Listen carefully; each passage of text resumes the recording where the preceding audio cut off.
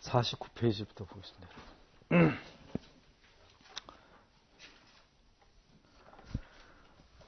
지난 시간에 우리가 이제 DB와 관련한 기본적인 개념으로 프라이머리 키를 하나 배운 거죠. 나머지는 뭐 기본적인 용어를 거기다 써놓은 거를 잠깐 설명드린 거고, 그 다음에 이제 그 말고 또 시험에 잘 나오는 단독 주제로 잘 나오는 게 플랫 파일이 시험에 아주 잘 나와요.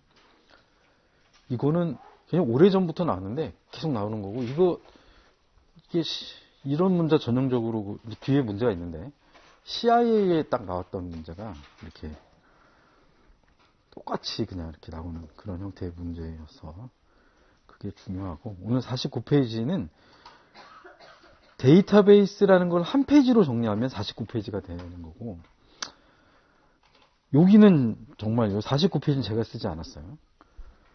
다른 건 막 이게 편집해가면서 제가 막 쓰고 막 이래가면서 만든 건데, 그 49페이지는 만드신 분에 대한 존경심을 일단 갖고 제가 이거 그냥 오래전에 만드신 것 같은데, 만든 건 20년이 넘은 것 같은데, 이걸 그대로 한 번도 이 책에서 바꾼 적이 없는 페이지가 이 페이지예요. 처음, 그러니까 2000 몇 년도에 제가 IT를 한국에서 처음 이제 CPA 강의를 하면서 딱 넣어서 한 번도 안 돼요. 이 얘기 왜 하냐면, DB를 한마디로 정리하면 딱 49페이지예요. 정말 너무나 대단하다는 생각이 들어서. 자, 데이터베이스라는 건 파일들이 묶여 있는 건데, 그러면 그 이전의 시스템은 어떻게 했냐면, 파일이라는 게 프로그램을 만들면 그 프로그램엔 데이터가 있어야 되잖아요. 그 프로그램에 데이터가 있어야 된다는 말은 무슨 얘기냐면, 여러분은 무조건 요거만 이제 아시면 돼요. 인풋, 프로세스, 아웃풋이에요. 그럼 이 프로세스가 이제 CPU에서 돌아가는 건데, 이때 돌아가는 게 프로그램이죠. 컴퓨터 프로그램이 작동을 하는데 뭐가 들어와서 인풋 파일이 들어와서 아웃풋 파일을 만들어주는 거예요. 원래는 파일 시스템이었어요. 데이터라는 게 굉장히 처음부터 굉장히 다루기 어려운 문제였던 것 같아요.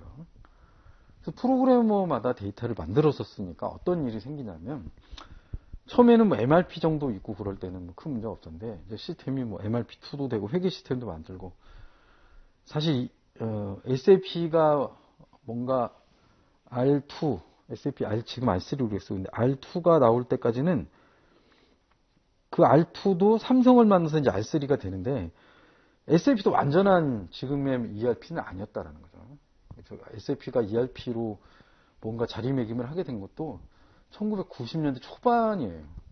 그때 삼성이 처음 도입할 때만 해도 다른 사람들은 ERP라는 개념이 없었어요. 다른 회사에는. 그런데 이제 그 시절이 될 때까지는 어떻게 썼냐면, MRP2는 패키지를 쓰고, 그러니까 누군가 만든 걸 갖다 쓰고, 회계 시스템이나 인사 시스템은 개발해서 썼어요. 그러면 무슨 문제가 생기냐면, 프로그래머들마다 이제 파일을 정해서 쓴단 말이에요. 그럼 어떤 사람은 예를 들어서 인사 시스템에서 인사부서나 이런 것들을 정의해서 쓰는 프로그램을 개발하는 사람이 있어요. 그러면 이 사람은 인사 입장에서 부서라는 걸 정의를 하겠죠. 어떤 사람은 회계 프로그램을 짜요. 그러면 회계 입장에서 부서를 정리할 거죠. 그러면 회사에는 부서가 하나인데, 회계 입장에서도 부서가 있고, 인사 입장에서도 부서가 있는 거예요. 근데 부서는 뭐 그렇다고 치는데, 제일 이제 우리 국내의 경우에 가장 어려웠던 건 뭐냐면, 거래처 코드예요. 부가세를 개발하는 사람도 거래처 코드를 자기가 만들어 쓰고, 그 다음에 구매나 판매라는 사람도 거래처를 만들어 쓰고, 우리나라는 이제 미국은 아예 처음부터 커스터머랑 벤더라는 말이 영어 단어를 따로 구분해서 쓰지만, 우리는 그냥 거래처예요. 매입 거래처하고 매출 거래처가 같을 수도 있고, 우리는 과거부터 이 사업자 번호 중심으로 해서 거래처를 잡은 게 아니라 법인 코드 중심으로 해서 거래처를 잡아서 썼어요. 이게 SAP가 들어와서 우리가 태보한 것 중에 하나가, SAP는 거래처 중심으로 돼 있어요. 그러면 그 사업자 번호 중심으로 되는데, 그럼 SAP 법인 코드가 없냐? 뭐 만들어서 쓸 수는 있어요. 거기 비어있는 필드를 리디파인 해가지고 거래처라는 개념을 만들어서 근데 SAP IMG는 거래처에 법인 코드 중심으로 한 거래처가 없어요. 그래서 AR이나 AP 할 때도 사업자 번호를 주고 이 사업자 번호에 대한 뭐 컴퍼니나 뭐 이런 그런 법인 코드 정보는 이렇게 데이터 필드로는 존재를 하는데 그런 다음에 얘가 AR 계정이냐 AP 계정에 해당하는 거냐. 그러니까 벤더냐 커스터머냐 이걸 정해주면 어느 거래처를 치면 얘가 만약에 AR 계정 쪽이에요. 그러면 커스터머로 잡혀요. 그러면 붕괴가 AR 붕괴가 일어나는 거예요. 그게 SAP가 이제 그런 방식으로 돼 있어요. 모든 걸 다 데이터 설정. 그러니까 걔네가 원래 이 ERP를 개념적으로 생각했을 때 ERP는 프로세스를 변수를 설정을 해서 프로세스를 바꾼다고 생각을 했는데 실제로 만들어진 SAP는 데이터에 의해서 어떻게 설정됐냐 그 데이터를 따라가면서 해당하는 프로세스에 작동하는 방식으로 원래 이론적으로 생각했던 건 만들어지지 않았어요. 지금도 없어요 그런 거는. 그래서 항상 이 이론과 현실은 이제 다른 거죠. 그런가 하면 우리나라의 이제 더존처럼 각 국가별로 회계 패키지가 대부분 있거든요.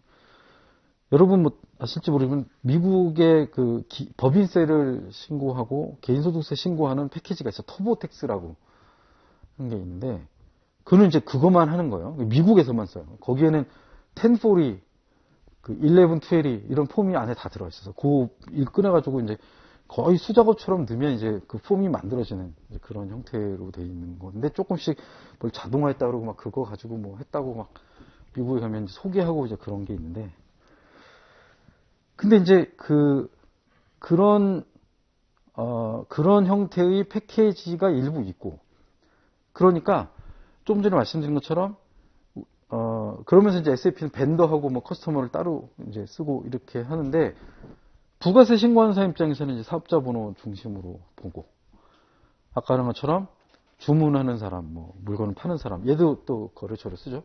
그럼 이게 다 각자 쓰는 거예요. 근데 각자 쓰는데 이게 같은 거래처인지 아닌지를 알 수가 없는 거죠. 그 트레디셔널 파일 시스템의 가장 큰 문제점은 거래처를 한 군데 정해놓고 필요한 걸 쓰면 되는데 그게 아니라 각자 거래처를 정해서 쓴다는 거예요. 그게 트레디셔널 파일 시스템의 문제점이에요.